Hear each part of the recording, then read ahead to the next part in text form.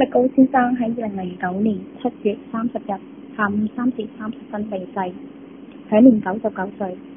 蘇力高病發當日，佢突然間喺屋企暈倒，佢屋企人即刻送佢去仁安醫院，其後被送入深切治療部。終於係星期四，蘇力高嘅屋企人唔忍心蘇力高受到病魔嘅折磨，最終決定為佢拔喉，解決佢嘅痛苦。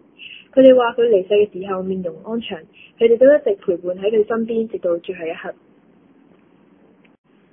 蘇力高先生逝世之後，由於佢嘅遺體會即時移送殮房，所以佢嘅屋企人要求即刻舉行肅抗禮儀。肅抗禮儀係屬於傳統嘅習俗之一，用意係驗明親人係咪真係已經過世。雖然而家社會醫療設備完善，同埋有合資格嘅醫生確定病人係咪已經死亡，但係由於肅抗禮儀係蘇力高先生家鄉嘅風俗，所以佢哋嘅屋企人堅持要舉行。喺佢哋不斷要求之下，醫生唯有酌情批准佢哋喺私家病房舉行儀式。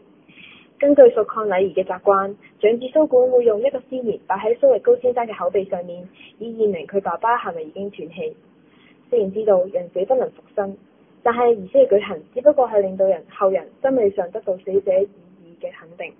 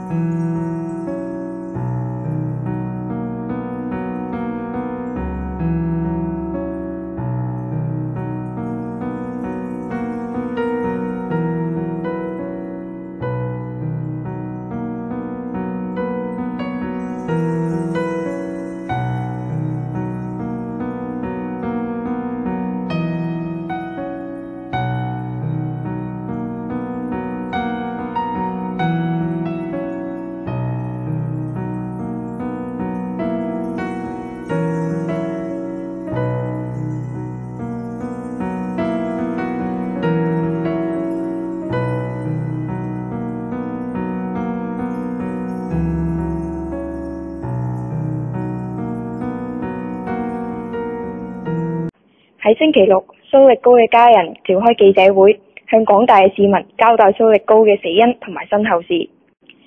據知情人士透露，佢嘅屋企人曾經為佢嘅身後事儀式安排發生爭執。由於蘇力高子孫眾多，佢嘅細仔早年已經往外國留學，深受西方文化影響，唔希望採用中國式嘅葬禮。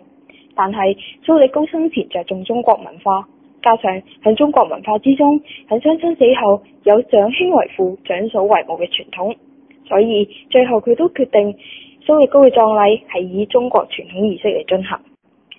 蘇力高嘅喪禮定於8月18號，即係琴晚喺環球殯儀館設靈。琴晚有唔少嘅政界商人同埋政府高官到場致哀。